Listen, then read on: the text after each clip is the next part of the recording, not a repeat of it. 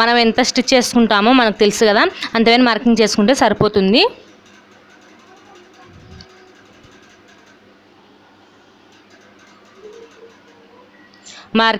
Marking మీదనే ఈ విధంగా కట్ చేసుకున్నాము.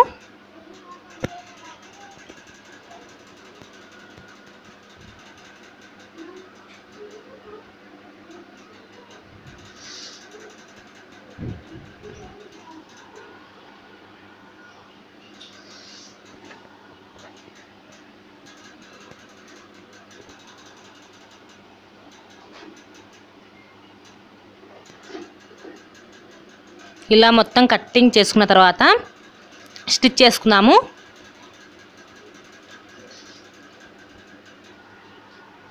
మనం మార్కింగ్ చేసుకున్నాం కదా, దాని మీదనే స్టిచ్ చేసుకున్నామంటే మనము ఫింగర్స్ అనేది ఎలా మార్కింగ్ చేసుకున్నామో అదే విధంగానే స్టిచ్ చేసుకోగలుగుతాము.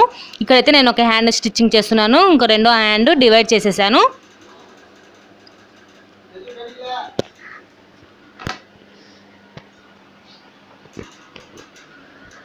ఈ వీడియోలో చూపించిన విధంగా మీరు కూడా మార్కింగ్ చేసుకున్న దాని మీదనే స్టిచ్చింగ్ చేసుకోండి.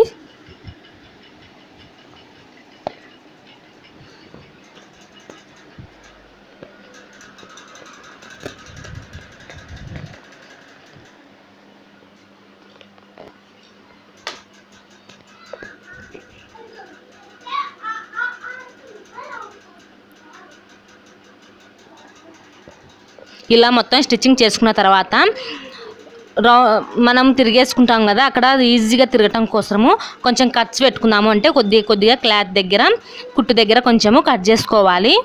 ఇలా కట్ చేసుకోవటం వల్ల మనకు ఫింగర్స్ అనేవి ఫ్రీగా మూవ్ అవ్వటానికి ఫ్రీగా మూవ్ అవుతాయి. ఇక్కడ ఇలా కట్ చేసుకోవాలా. టైట్గా పట్టేసినట్టుగా ఉండకుండా బాగా ఫ్రీగా ఉంటాయి ఇలా అయితే.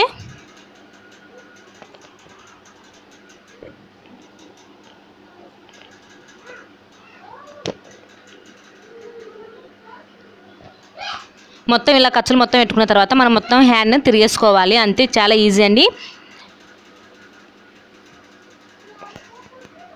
ఈ విధంగా హ్యాండ్కి మనకు ఇష్టమైతే కింద కూడా మర్చి స్టిచ్చింగ్ చేసుకోవచ్చు, కానీ నేను ఇంకా ఇలాగే చేశాను. చాలా సింపుల్గా చిన్నపిల్లలకు హ్యాండ్. ఈ వీడియో కనుక మీకు నచ్చినట్లయితే ప్లీజ్ సబ్స్క్రైబ్.